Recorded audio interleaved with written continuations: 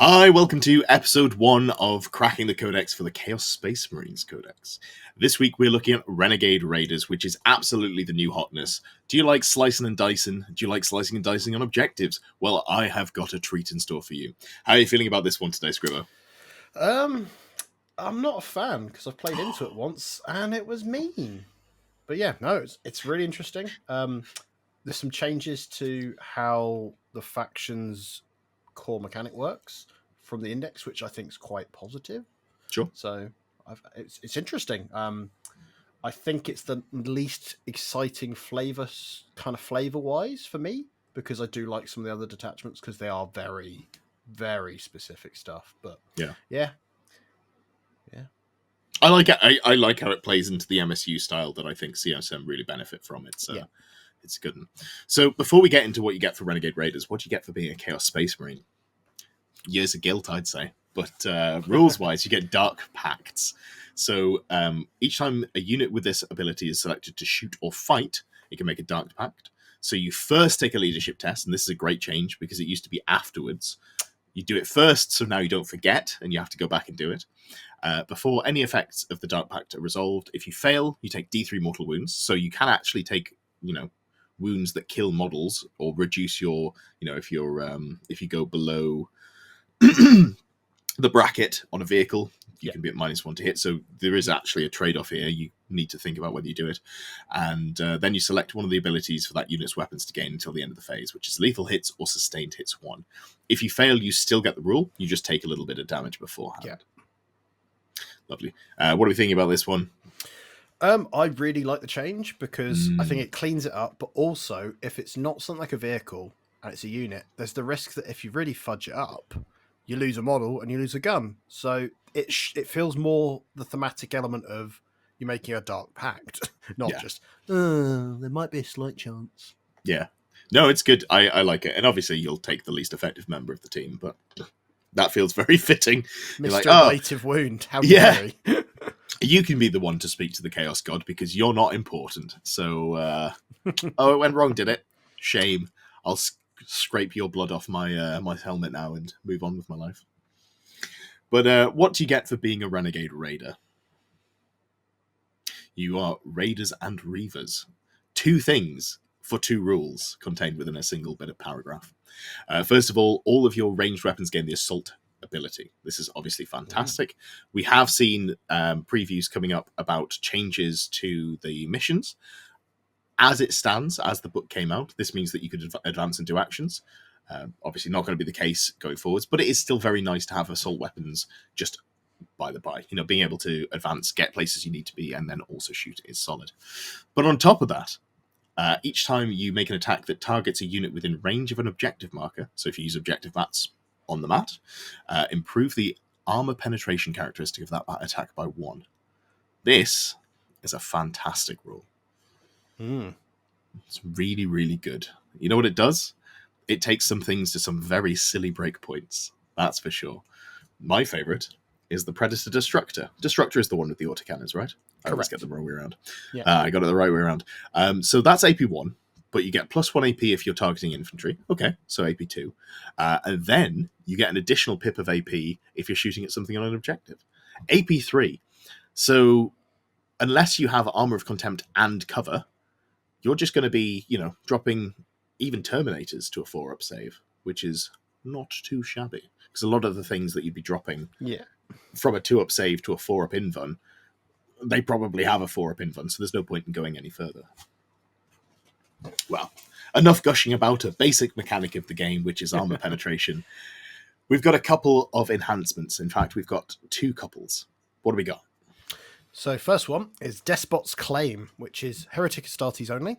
At the start of the command phase, if the bearer is on the battlefield, roll a d6, adding 1 if they're wholly within 12 inches of your opponent's deployment zone. On a 5-up, you gain a CP. I'm really glad we've got this one here to talk about first, because you know what I think? I think that Games Workshop write command point rules and forget that they're capped at 1 per battle round. Because this kind of makes sense. If you could, maybe get multiple. You're like, 1 in 3 when a unit dies nearby. That's, that could go either way. It's really swingy.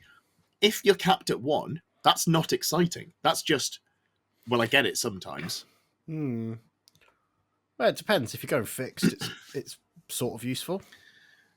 Yeah, that is correct. It is sort of useful, but it just feels like it's written for a game where you can get more than one command point per battle round.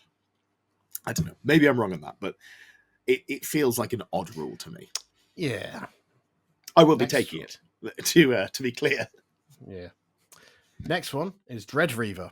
This is, again, Heretic Astartes only.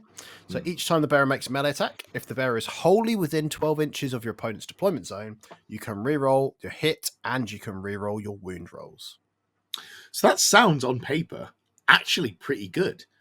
The problem is, who do you put it on?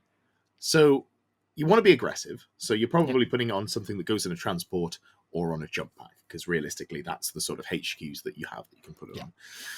So if you're putting it on a jump pack lord, well, they've got lightning claws already, so they already reroll wounds. So you probably don't want to, spend this just for reroll hits. And if you put it on a normal lord, you're probably putting them with legionnaires, who probably reroll wounds anyway because they're attacking stuff on an objective. So I don't really know where this is meant to fit in, to be honest. It's a really good rule, but it's in a book that doesn't need that really good rule. Any thoughts on the matter? You seem to have muted yourself. It feels like a win more situation on a character that, it's nice, but with all these ones where it's just a character, it just always feels like I would instantly take it if it was giving it to the unit. Yeah. Even if it was expensive. Yeah. Even if it was like 50 if I could make my entire unit reroll all their wounds, God, that'd be great. But yeah, I don't know. I think it's a cute thing to make a character, but generally you're already modeling characters without an enhancement to be doing that job, really. Yeah. I think maybe I honestly haven't looked at the Chaos Lord in Terminator armor because I just don't think he's got anything that makes him pop. But if there's a world where you start taking Terminators and you want a character and it's not Abaddon, maybe this goes with it because you can deep strike towards your opponent's deployment zone. I don't know. I think it's a good rule. I think it's just weirdly positioned in this army and specifically this detachment, I think, with the way that it wants to play. So we'll see. And specifically, the first thing I thought of was Heretic Astartes and went Demon Prince. Oh, that's a good shout. The Winged Demon Prince is quite a slapper. Because it's the faction keyword is Heretic Astartes, which is what I panicked at first. Yeah, actually, I think that's a really good shout. I think the only thing keeping the Demon Prince down is the fact that Warp Talons are so good, and you're going to use your rapid ingress on Warp Talons. Yeah. But if we see a points adjustment on Warp Talons, it might become a point where you go, actually, I'm going to run a Winged Demon Prince, who will then... A little solo guy that goes and bullies things. Watch this space. Watch this space. If we're right, if John's right, come back, leave a comment, and let us know, because... It's just because I want that in Orcs, so I just want to see it in every army now. Like a Winged Demon Prince in Orcs, absolutely. Well, Stormboy dude, but yeah. All right, what else have we got, bud?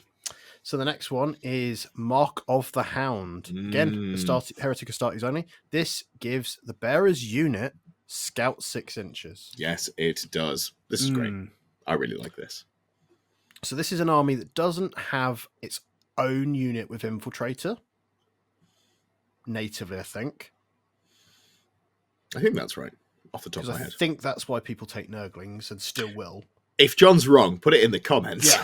I think this helps correct stuff, but obviously if someone's already put stuff forward, a little frustrating, but it can at least help. Yeah, it doesn't deal with infiltrators, but that's why you're probably going to be taking at least one squad of Nurglings alongside this to protect your scout move.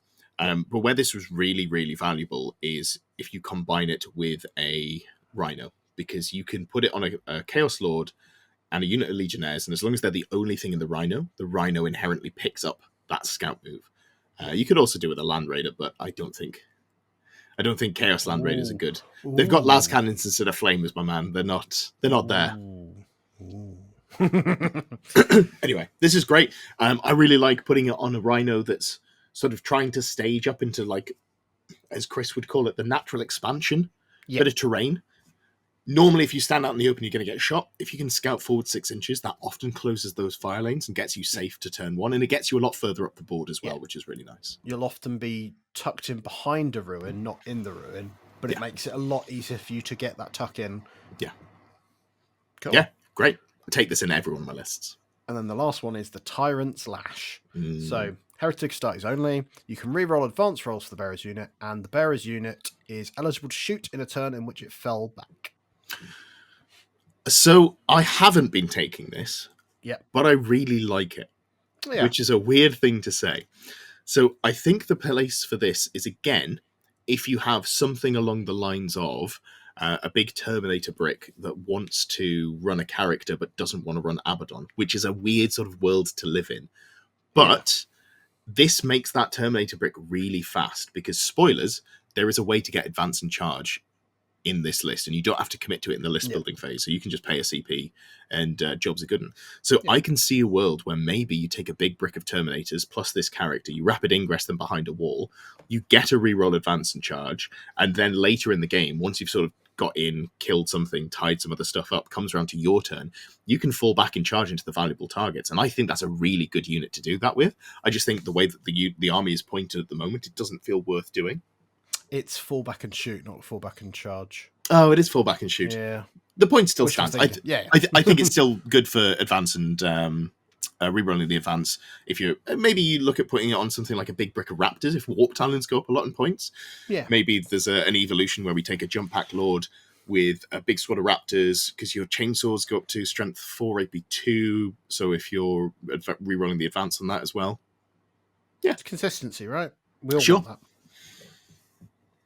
All right. So we've got some very verbose names for some stratagems. So should we start from the top?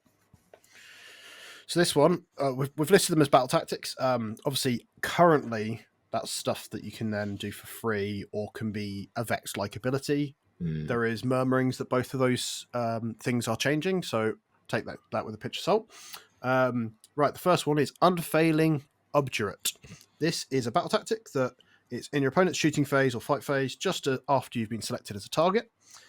It is one Heretic Astartes unit, and until the end of the phase, worsen the AP by 1. So it's Armor of Contempt. Armor of Contempt, but harder to say. I haven't got much to add. It's a great strat, and again, I really would like to see Terminators. I think CSM Terminators are such cool models. So the interesting one is it's excluding damned units, which I think is basically the cultists. I believe, yes. The damned are the non-CSM models, basically. Not the Heretic Astartes in the literal sense. Yeah, cool. I like it. Scour and Seize is the next one. This is fight phase. One unit from your army that has not been selected to fight. Until the end of the phase, each time they attack a unit within range of an objective marker, they gain precision.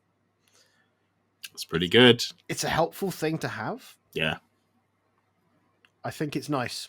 Yeah, I like it. And I think because this army, a lot of the damage capability comes out of the Warp Talons, you're not running characters with Warp Talons because you can't. Yes. So you can't just slam the 1 CP, my character has precision. I think it's really good. I think there are a lot of armies that really lean on their characters at the moment.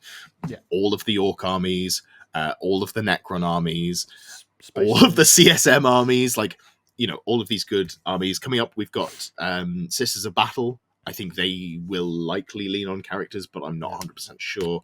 I've deliberately not looked at the dogmatically so. Hey, perfect. But yeah, it feels like a lot of the top armies at the moment really lean on the characters. So this feels like a meta dependent, but right now I'm loving it. Well, it then gives the answer that if someone precisions your character out, you're not suddenly stuck going, I have no way to precision stuff out, which I like as a kind of flexibility as well in the character. That's really interesting, actually. Yeah, I hadn't considered that. It gives you I always think about the worst case scenario with all these things. Like, how can I make the most out of a bad situation? It's also nice because it's easier to hide your character from their character. Because on the board. Well, so say, like, depending on where their character is in a unit, yeah, you might plan to put your Wraith unit, for example, on different sides of terrain, because you can sort of play around with where you think your opponent's likely to get to. If it's just any model that can see it, it gets a lot harder for them to hide, that's for sure. Yeah. And then the last of the battle tactics is Ruinous Raid, which is in your shooting phase or fight phase. One unit from your army that disembarked from a transport this turn and has not been selected to shoot or fight. Until the end of the phase, each time they make an attack, if the target of that attack is, you got it, on an objective marker, you can reroll a hit roll and reroll the wound roll. You know that thing I wanted earlier? You get it if you get out of a rhino. Yep. Banging. So, this is limited. You have to have, got out of a transport, but that's fine because Chaos Space Marines can do that quite well. It also means that you might not want to take Chosen, although you might still. I think there's definitely some use case for them, depending on how many Lords you're taking. Because you might not use this as much because Legionnaires get this inbuilt, the reroll wounds. But it opens up taking Chosen. So we'll get to it later on in the list, but there is a strat for Advance and Charge, which means that you don't necessarily have to use Chosen for Advance and Charge. But if you have the CP, you can have a Lord with Chosen coming out of a transport, inherently advancing and charging, and using this strat for rerolling hits and wounds to be their big damage boost. And then out of another transport, or even the same transport, you can have a Lord and Legionnaires coming out, using the strat to advance and charge, and inherently getting the rerolls. So I think there's a double whammy there that you can punch harder than most people are expecting if they've been playing against CSM, because you can get 2 units doing the same thing at a distance that people won't necessarily expect. Tasty. I like it. I think I really like it. A lot of people aren't running Chosen. I think I would put a unit in and not necessarily attach the Lord to them every time. Just have it flexibly in there in case you come up against an army and like, okay, this is a game where I'm going to need to close that gap with multiple units on the same turn. And that's, I think, where I'd really like to see them. Especially if we see a change in things like the Warp Talons. If people are not relying on that so much, they need to get there quickly. Yeah. It makes it more of a necessity. Right, the next one. Speaking of necessities, warp-charged engines. Yes. This is in your movement phase. One transport or mounted unit from your army that has not been selected to move this turn. Until the end of the phase, if you advance, don't make an advance roll. Just go 6. Extra, because it adds to the characteristic. Really handy. Yeah, this is a rule that's there, and you will use. I'm not excited by it, but it's there. It's a necessary thing that I think you'll use time and time again just to bridge those gaps. So having consistency in the movement phase is something that melee armies really value, even more than shooting armies. And yes, you can't get out of transports and charge afterwards, but being able to stage and know that you're going to stage for the next turn. Like turn 1, just popping this, instead of going, I needed to roll a 3, but I rolled a 1 and then I CP'd it into a 2, and now I just don't get to play the game of Warhammer. How often does that happen to you playing in a melee staging army? Way more than it should. I'd pay that 1 CP turn 1 and just nudge that rhino into the middle. I would love for it to be a viable thing to do this, where the other transport you can take is a Land Raider. Imagine having a really fast assault las cannon Land Raider. It's just not going to be good, though. It's not going to be good, but it is a fun thought. Yeah, it's so fun as an idea. Yeah. Just don't do it. Please don't do it. Don't do it. Moving on. Right, opportunistic raiders. So this is end of the fight phase. One Heretic Astartes unit from your army that was eligible to fight this phase. If they're not within engagement range of one or more enemy units, they can make a normal move up to 6, or up to 12 if it's mounted. Otherwise, they can make a fallback move. They cannot embark in a transport at the end of this move if they disembarked from a transport this turn. It's a lot of words. Basically, did you start combat in combat? Did you start it in base to base or in engagement range of an enemy? If yes, go down the path. Are you in combat now? No, you can make a normal move. Yes, you can make a fallback. Excellent stuff. If you didn't get out of a transport, get back in that transport. Yep. All of this stuff is great. Yeah, it's a normal move of up to 6 though. So some of your jump pack guys, they can get away, but not get too far away. But if only there was a native ability in one of the data sheets to just disappear. That would fix that, right? Yeah, so the really nasty combo here, since we're talking about it, go in with Warp Talons. Kill or don't kill. Doesn't really matter. They've got a data sheet ability that says if you're not in engagement range, pick them up, put them into strat reserve. In the bin. And you can use this to get out of engagement range of enemy models. So you can, not 100% of the time, you can be 98% sure that you're going to go in, tag stuff up, maybe kill it, but definitely come out safe. it's very good. This is why you're taking 20 or so warp talents. I don't like it, and that's why it's good. Yeah, it's definitely giving 9th edition succubus, that's for sure. Right, moving on, because I need to move on before I get angry, is Reaver's Haste. Yeah. So this is your charge phase. After a infantry or mounted unit from... you select one infantry or mounted unit from your army. Until the end of the phase, you're eligible to declare a charge in a turn in which it advanced. Mm-hmm. If you select one or more units within range of an objective marker as the target for the charge, add 1 to your charge roll. It's a lot of words. It's advance and charge. If you charge to be an objective, +1 to the roll. Nice. Woo! Simple. It's good.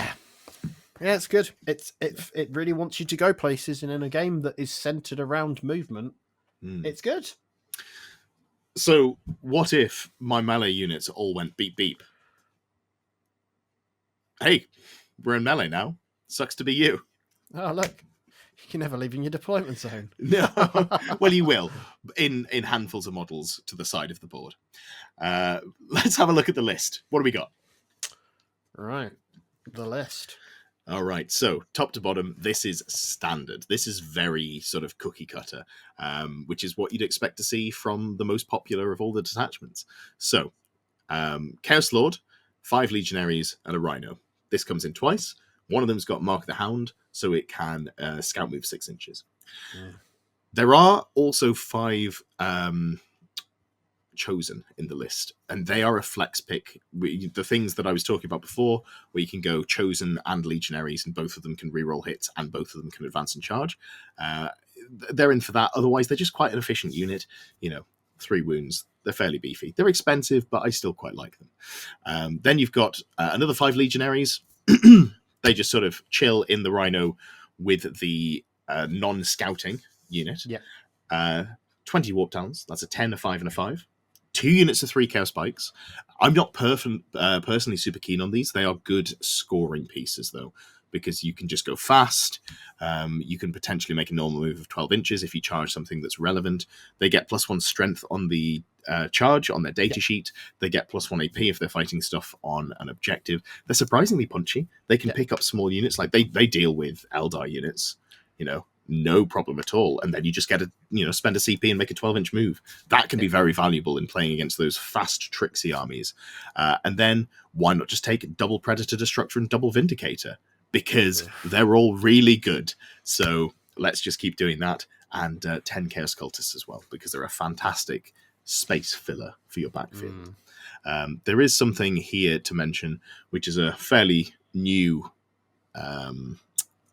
what's the word I'm looking for? Development in my understanding of CSM, and that's thanks to some of the lads in the team. I know Tom was talking about it. Reaper chain cannons. Reaper chain cannons out of a Rhino are surprisingly good, and you have 2 firing ports. So why not just have both of your Rhinos firing them out? And they get the benefit of whatever Dark Pact you've gone for on the Rhino, and the Rhino's got some guns as well. And turns out it does quite a lot of damage. Yeah, and the Rhino takes the damage up for the Dark And Pact the as well. Rhino takes the damage. Yes, that is the key thing. You don't lose valuable models. You take wounds on a model that... Does a Chaos Rhino also heal itself the way that a Loyalist one does? I think it does. We'll just assume it does. If not, check the rules yourself. Yeah, I like it as a list. It's one of those things I look at it and go, I don't want to play against it, which probably means it's good. Yeah. What I do like about things like the Chaos Bikes is for screening. Yeah. So they're fast moving, but their base profile, unlike something, say, like Warp Talons, have a presence on the table that's just in the way. Yeah. So if you're going against things like Armigers and War Dogs, they're not going anywhere past you if you can put them in the way. And you can just pen things in. It's really nice. Yeah, there's definitely good screening units. I don't like them for the same reason, in that they are hard to get around places. Yeah, they are fast, but I value my screening units or like my aggressive units being able to go through walls. But it's personal preference, and they are very good, so that's why they're in the list. Well, thank you very much for watching. This has been episode 1 of the Chaos Space Marines book. Obviously, we're expecting some big shakeups in the future. Whether or not we get them for CSM this time round, we will see. It is quite a new book, but I wouldn't be surprised if we do see some tweaks coming. So keep an eye out in the future. We will be having some spicy new updates to CSM in future episodes.